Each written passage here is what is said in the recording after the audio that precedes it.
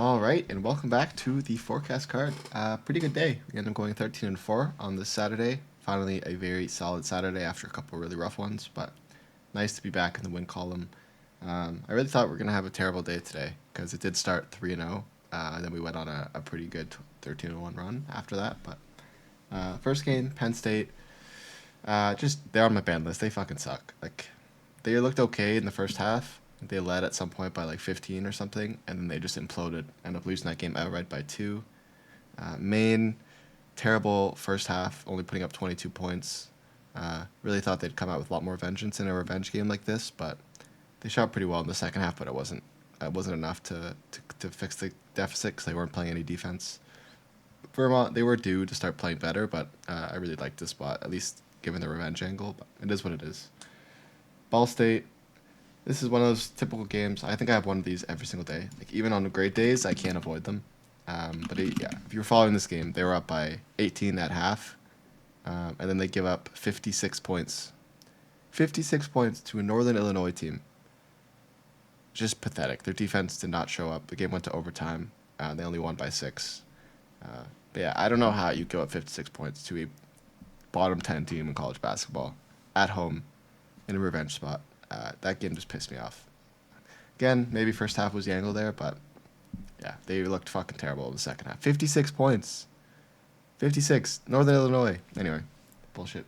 UT Arlington, pretty solid game all around. Got a little shaky near the end.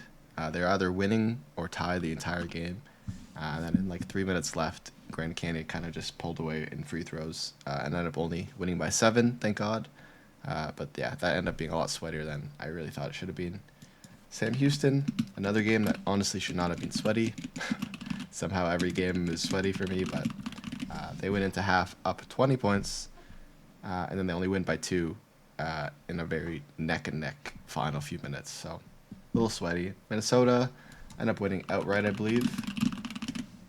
Yeah, they end up winning this game by 3. A little shaky of a first half. They were only up. They were down 9 at half. But this Minnesota has been a great team at covering as road dogs. So I wasn't necessarily too concerned, but nice to have, I guess, some sort of halftime collapse kind of go your way a little bit. Central Arkansas, I think they end up. Did they even win that game outright? I think they might have.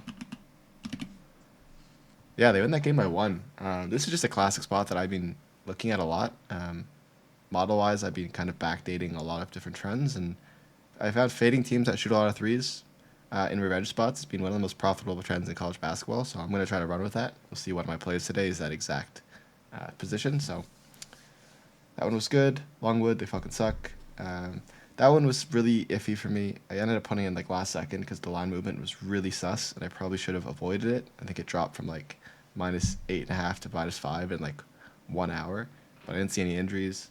I'm not really sure what happened there, but there must have been something sharp that I didn't catch. Prairie View lose by 12. That was pretty solid. They played pretty well in the second half.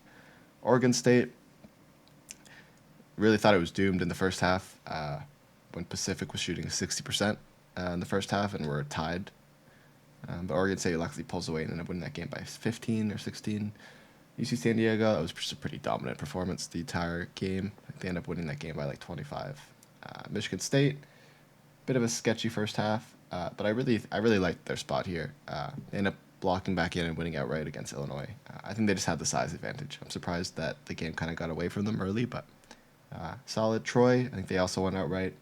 Florida, just a pretty dominant spot for them. Pretty much always fade South Carolina when they're on the road, and I'm learning to never fade them when they're at home because they're very, very different teams. But yeah, Florida was my squarest bet of the day, but ends up cashing. Southern Utah, they end up losing that game by 3.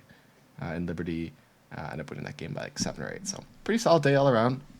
Very happy to have a solid day under the belt after a bit of a grueling February so far, but hoping this is the start of a bunch of green days. So let's get into the 5, 6, 7 games that I like for tomorrow. All right, so I will preface these 5 games today that I did I wouldn't say I faded the model, but I didn't go off my normal strategy that I have been because I only ended up liking like one game. So I kind of decided to look at, a bit more about matchups and how I have capped games in the past. So don't blame me if you fade today. This is not like the strategy that's been really good the last few days, but I do really like a few of these spots today. Game number one. This is Memphis, Wichita State. On paper, Memphis is obviously the way better team. They're top 100 offense, top 100 defense. Meanwhile, Wichita, you know, outside top 200 offense, not even a top 100 defense, right? But I do think that Memphis, one of their biggest advantages is size, and this is a pretty decently big Wichita State team that is pretty aggressive in the paint. Now, I do think Memphis is going to find a lot of success. But if you look at their head-to-head here, Wichita State went to Memphis and only lost by 8. And that was with their star player, Bell, fouling out of the game extremely early. Only ended up playing 14 minutes, shot 0 for 4. So he basically didn't play that game. And now that we're getting them at home in a revenge spot, they're coming off of 3 pretty solid wins over Charlotte, South Florida, and UTSA. They're playing with a lot of confidence.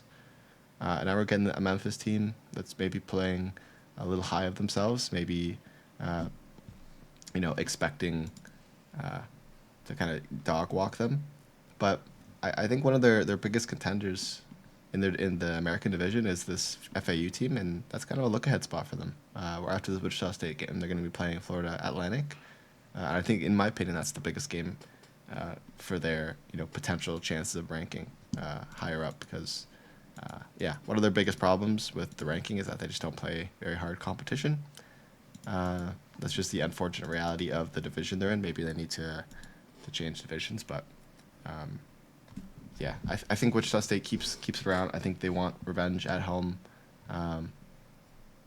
Again, there's some sketchy shit going on in the background where Memphis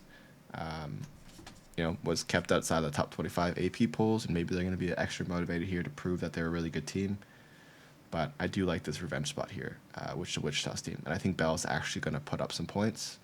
And Memphis' defense really is not that great, especially not lately. I think Wichita's going to dominate the offensive boards, force a lot of turnovers, and is able to keep this game pretty close. So Wichita State at home at plus 8.5. All right, moving forward to the second game, you have Siena heading on the road to play Sacred Heart. Now, I only have Sacred Heart winning this game by 2, so it's not usually like a line that I would potentially take because it's kind of perfect. But I do think this is a fantastic bounce back option.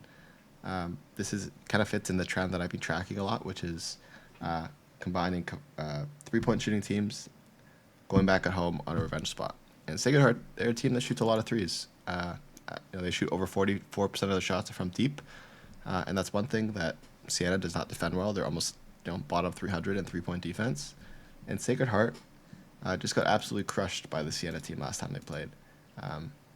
Back in, I want to say, back in early January, mid-January, Siena at home crushed them by 18 points. And now we're getting them in a kind of a rough spot where the Siena team just dropped 2 games to some pretty mid teams, being Ryder and Marist. And Sacred Heart's coming off they did win 5 straight, and then they had a tough loss against Quinnipiac, where they still put up 90 points. So it was a defensive lapse, but offensively they had a really good game. I think Quinnipiac has a better defense than Siena does. So I think at home, their offense definitely shows up significantly better than it does on the road, and so does their defense. They have kept some decent teams to some pretty low-scoring games when they're playing at home. Kept Merrimack to 66. I think this is a peak revenge spot. I think Siena played way too well at home in their last game. And if you look at their stat splits, at home, Sacred Heart has played really good. They put up 77 points a game, while Siena on the road is only putting up 65. And defensively, Sacred Heart only gives opponents 72, while Siena gives up 70. So it's a really significant home edge here for the Sacred Heart team. We're getting them in a revenge spot. Siena on a travel spot, where they've lost 3 of their last 4 when traveling over 100 miles. Meanwhile, Sacred Heart's won 3 of their last 4 at home against arguably some better competition. And Sacred Heart's due for some positive regression, and I think that's going to come a lot at home versus Siena, who's due for some negative regression, which typically hits on the road. So give me Sacred Heart here. I think they're going to hit a lot of threes this game, and that's going to be the difference. They cover the short home line. All right, heading on to game number 3, we have Michigan heading on the road to play Ohio State. Now, I think the line is this small, because I feel like rarely are you seeing this kind of small line between, I would say, relatively similar skill teams in the Big Ten. Obviously, Michigan has a much better record and is arguably the better team. I would say they're like a top 25 team borderline, while Ohio State's maybe top 30. But these two teams are not that far apart. Michigan obviously is a very tall team. They have those two massive 7-footers, but Ohio State is a pretty crafty team. Um, and I think Michigan's going to really have to hit their free throws to stay in this game. Ohio State plays really well at home. They've been, in my opinion, a much better team in general. Like, obviously, they're coming off uh, a solid home win where they completely dominated Washington. And Michigan, yeah, they've been playing well. They won 5 straight against some decent teams, but I don't really see any of their wins as that impressive. Rutgers, Oregon, Penn State, Indiana, these are 4 teams that have been struggling lately. They beat Purdue, but they beat them at home, where Purdue has played statistically a lot worse. But Ohio State's been beating some really good, like much better teams in my opinion, including they also beat Purdue, almost the exact same scoreline. But they also beat Maryland, who I think is one of the best teams in the country. They have dropped games to Illinois and Nebraska on the road, but at home they're a very different team. They've really impressed me. Now, obviously there's no revenge angle here. These teams haven't played each other this year yet, but we're only getting 2.5 here. Seems crazy to me. If you look at regression wise, Ohio State due for a little bit of negative regression, not a lot. But Michigan's been playing way too well. They're due for a ton of negative regression. And statistically, certain websites say that they should be 15-9, not 19-5. So I think these teams are actually a lot more equal than it looks. I think Ohio State is a really good defensive team. It's going to lock them up from 3. They're going to struggle pretty much everywhere. The only thing that I think Michigan's going to have a big advantage on is free throws. But I think Ohio State is going to find success here on their home court, where they just significantly play better basketball. If you look at their stat splits between home and away, Ohio State at home has been putting up 85 points a game on average. Michigan on the road's only been putting up 77. And at home, Ohio State's been limiting teams to 67 points, while Michigan's been only putting up 73 on the road. So we're getting a significant advantage here with Ohio State at home, where they've been playing really good. They played about equal schedule strength as Michigan has, so these stats don't really, in my opinion, reflect anything poorly on Ohio State. And I don't think the big guys are going to be that difficult against a pretty shifty Ohio State. Players that can shoot mid-range don't necessarily need to score the paint, and are probably going to find some success from deep, where they're one of the best three-point shooting teams in college basketball. So give me Ohio State here at home. Feel free to just take them on the money line. I think it's like minus 140, but I'm going to take them here on the spread. All right, and game at number 4, Creighton heading on the road to play St. John's. Now, I fully understand why people would want to take Creighton here, but I think this line stinks and is telling us that St. John's is going to crush this Creighton team. Now, Creighton has been a profitable road team. They're 4-0 against the spread this year on the road, but the St. John's team has been pretty profitable at home, and I do think, as of lately, they have been the better team. Now, Creighton, on paper, is a better offensive team. And St. John's, obviously, a better defensive team. Now, this is a Creighton team that shoots a lot of threes. That's clear. They shoot almost 50% of their shots are from the arc. I think they're going to struggle really heavily. Obviously, St. John's are not the best three-point defense in college basketball. They're ranked 95th. But in this spot, the revenge angle where a team shoots significantly worse on the road, I think St. John's is still going to be able to lock them up. St. John's does not turn the ball over very much. And Creighton does turn the ball over a lot. And I think that's going to end up being the difference this game. I think St. John's is going to find some success, just shooting in the mid-range, taking some mesh shots, but they're going to dominate the offensive boards. And they're going to get a shit ton of points off of steals this game. I'm expecting like 16 to 18 turnovers from Creighton. I think they're going to get frustrated with this smothering offense. This has been a St. John's team that has been elite as of lately, and we have not seen how good St. John's is off of a loss in a very long time. You could arguably say the same thing against Creighton, but Creighton, after their loss, they had I guess actually both teams ended up playing Butler after their loss, and they both kind of won. Looks like Butler's been like the get-right spot for a lot of teams. But after beating Butler, both teams went on a crazy win streak. But St. John's on the road just lost to Villanova. Now they're heading back home, where they're going to get that natural bump from the crowd. And Creighton on the other side is, just came off a home loss, now heading on the road. I think it's a very different situation for the two teams. And again, I'll always say this. I think this is one of the most profitable spots to take a team, fading a team that shoots threes on the road in a revenge spot. St. John's, they haven't necessarily been that great at home. They have been more of a road team this year. But if you look at their last 5 rating, they have been a really good team as of lately, on borderline top 10, while Creighton has been kind of falling outside the top 25. And Creighton and the St. John's team, they step up much better against elite teams than Creighton has in this in the conference. Obviously, both teams are perfect against ranked opponents this year. But yeah, I think we're getting St. John's in a fantastic bounce back spot here against Creighton team that's going to have to travel over 1,000 miles to play the St. John's team, where they're 2-2. The only teams they've beaten are kind of mid, Villanova and Notre Dame, and they barely beat, and they got crushed by San Diego State and lost to Texas A&M. Meanwhile, St. John's at home, 4-0. So, and pretty solid wins too. Not against any bad teams. They beat Marquette, Xavier, Providence. Yeah, so I do think, even though my model only has St. John's winning this game by 3, I do genuinely believe this is going to be a very one-sided win for St. John's. I think they could win this game by double digits. All right, heading on to the final game is Iowa heading on the road to Maryland. So model-wise, I don't particularly love this game. I have it modeled at 11.4. I got this at -11. It's kind of moving around to 11.5, I think. But I think Iowa is still getting the benefit of the doubt, and their numbers are still incredibly inflated, having lost, their best player. Owen Freeman is not only their primary scorer, rebounder, but he's also their biggest player that typically on defense was playing in the paint. And this is a big Maryland team. They have one of the biggest players in Queen. I just don't see how Maryland's going to be able to stop them offensively. Maryland is a huge step up in competition. They're ranked 6th in offense this year. They're going to find success on the offensive boards a ton. Iowa's not even ranked top 300 in defending their offensive boards. I don't see where Iowa is going to be able to score. Now, Iowa team, they rely a lot on points off steals. Maryland does not turn the ball over at all.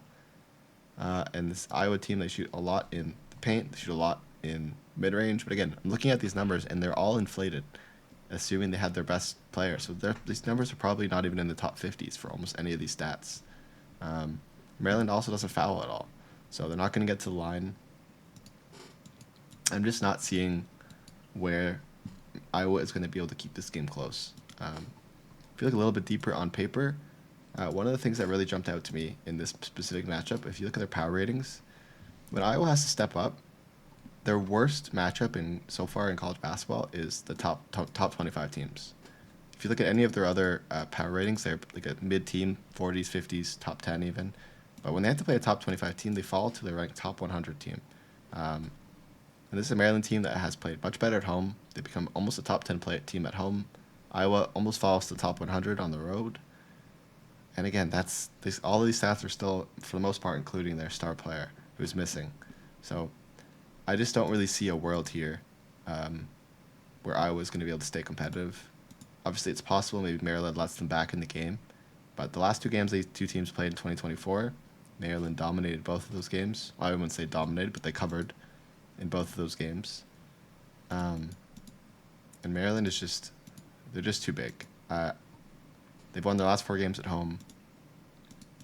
Iowa, it's not necessarily a true travel spot because they just played Rutgers. I'm not necessarily sure if they, with that just time between games, if they're going back home. But Maryland's just rolling teams, and I think they want to keep maintaining their position on their leaderboard. And yeah, I'm not seeing it. I'm not seeing the way that Iowa's going to be able to stick around in this game. So it is possible. It is college basketball, but I think if Maryland plays their heart out for most of this game, especially as you're entering the tournament, this is where you want to maintain your momentum. Yeah. Give me Maryland here to cover this home number by probably 15 to 20 points. All right, and looking at the last 4 games, these are games that I have not bet yet, but I'm looking to maybe bet them. Cleveland State, they beat Youngstown in Youngstown's court by 8. Now, I don't necessarily believe if they're that much better of a team over Youngstown, especially as of late. I think Youngstown's been playing really well. And in that revenge spot, I'm not sure if they're going to want to come into their court and beat them up. But I do think Cleveland State here is still just the better team uh, on paper. I think they're going to find a lot of success in pretty much every facet of this game. And maybe I'll bet an over in this game. I'm not sure. I'm not sure if I'm going to touch it. I'm leaning towards no, because if I don't love it, I'm not going to forcefully bet it. But I might look for a live bet, see if I can get Cleveland State on the money line or on a bit better of a number. Milwaukee, again, another revenge spot where they, absolutely crushed Northern Kentucky last time they played. Again, I think we're getting them at home. I think they're the much better team. And I think Northern Kentucky, even if you're playing hard, you can't fix the problem in this matchup, which is Milwaukee's going to crush them on the offensive boards. This is one of the best teams, the ones offensive board teams in college basketball.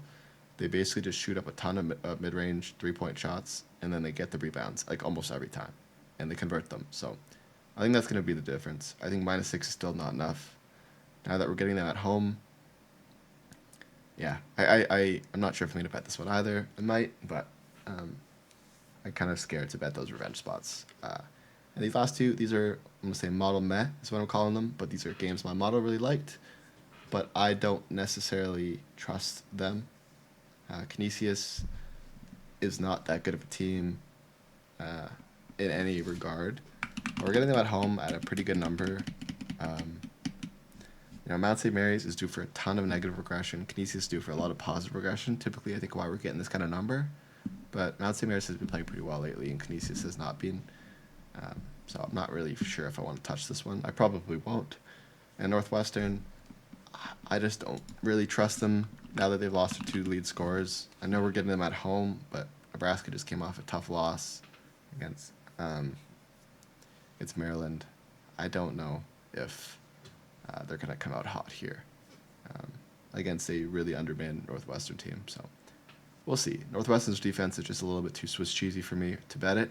But if I can get a good line, maybe I will. I think the line will move against Northwestern. So if I can get like 3.5, I might touch it. And Canisius, again, I think it might move away to like 8.5, 9. And if at 9, I'll probably touch it as well. So we will see. But yeah, those are at least the 5 games that I'm for sure betting tomorrow that I've already bet. And I will look to see these games tomorrow. You can always see them in the pinned comment, in Discord, or on the spreadsheet if I end up betting them. Try to check the Discord because I update that usually more often. Sometimes you may see me on the spreadsheet updating that I bet something after the game's already started.